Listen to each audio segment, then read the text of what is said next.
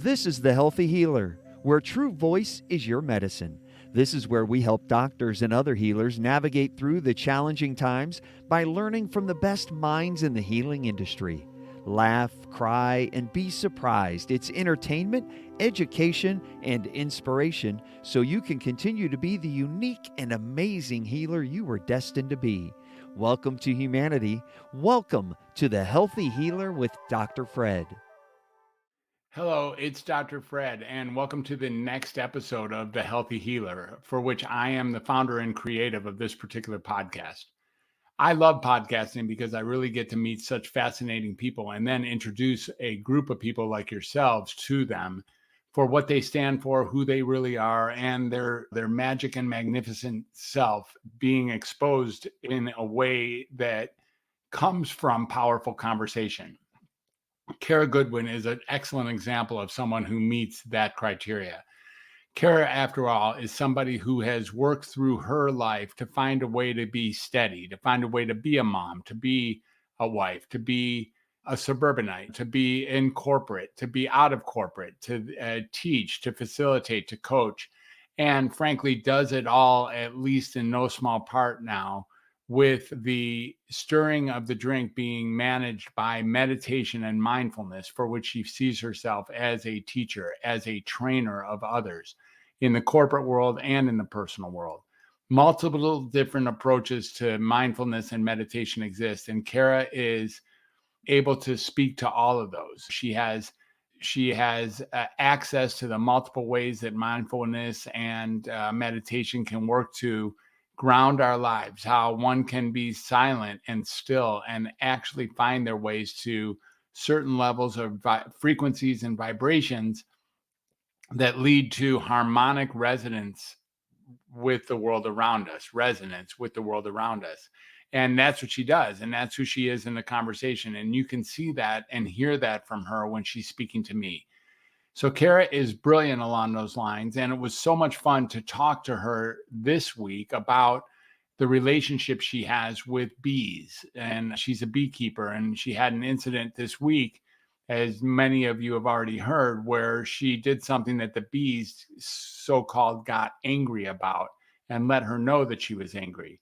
And I don't know about you, but if a group of bees became really angry with me, I'm not sure that I could stay steady. But that's exactly what she did, even without wearing protective clothing. She was able to manage their anger, and maybe you could say listen to or be with or vibrate with their anger, with their emotional upheaval that she had caused. And instead of being attacked by the bees, they were able to vocalize with her and make it very clear that they were unhappy with her action without needing to attack, because she was so steady. One interpretation of that would be that the bees were able to listen to her apologizing, realizing humbly that she had crossed a line, that she had intruded in an area that the bees were unhappy about her being. Now, I was able to counteract that with the relationship I have with my cats, and specifically Valentino. Valentino, my gray Russian, is someone is a creature who really has a great handle on what I think is the English language, but it isn't so much the language as likely the vibrations that get expressed when people are talking. He has a way of actually getting access to what people are talking about and presenting himself as someone who can soothe whatever pain or discomfort is causing, or enjoy and appreciate the power of any kind of positive experiences that are being communicated between humans.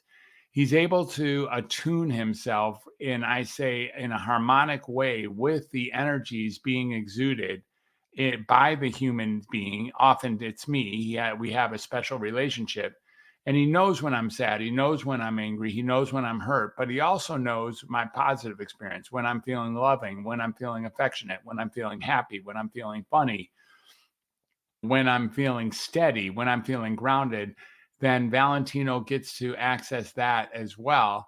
And it's really beautiful to be around an animal who has access to this and have that be an inspiration for getting that one can be present like a cat, or maybe present like bees in managing life. And they can be such great teachers as to where we could go if we would get out of our own way, if we would move our well-worn obtrusive thoughts that are guiding us to become worried or fearful, or many of the negative experiences or negative vibration experiences of resentment or regret or despair or fear or anger or overwhelm, and some of these things that it seems like most animals are able to bypass. Certainly, Valentino appears to be able to bypass that, though at times he does appear to be sad because he knows that he carries so much power in his capacity and sees himself as such a caregiver that I think he can sometimes become overwhelmed with that. And in his case, he tends to discharge through spraying, which is not acceptable from a human perspective. And we're working with him and really animal communicators and hopefully vibration interchange between us and him, or maybe the communicators and him, or the communicators and us through him, so that we can get on the other side of his experience there. The other two cats I have are also very intuitive and extraordinary in that level, as are cats in general, though Valentino does present himself as a terrific example of being hyper alert and hyper attuned to what humans have to say or to the emotions in any particular circumstance at any given time.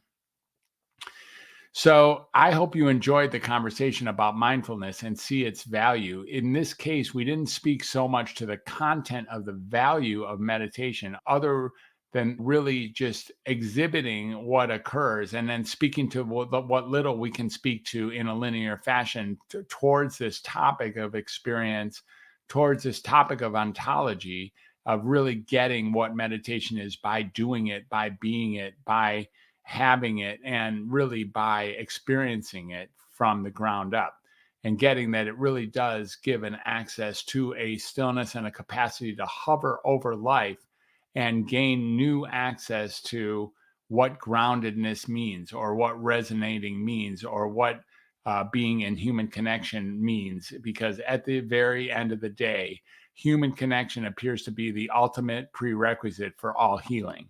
Clearly, Kara has gone through a great deal of her own healing to become very mindful and still in her own self and aware of her surroundings and grounded with the world, such that she too can make the claim of being a healthy healer, which is the whole point of this particular podcast, is to introduce you to healthy healers who have earned their stripes in that direction. So thank you so much for listening to this. Thank you for listening to the beautiful conversation I had with Kara Goodwin. Thank you for being a subscriber to The Healthy Healer. And it's really wonderful to have you here. It's an honor and a privilege. We will catch you on the flip side at the next episode. And thanks again. Bye for now.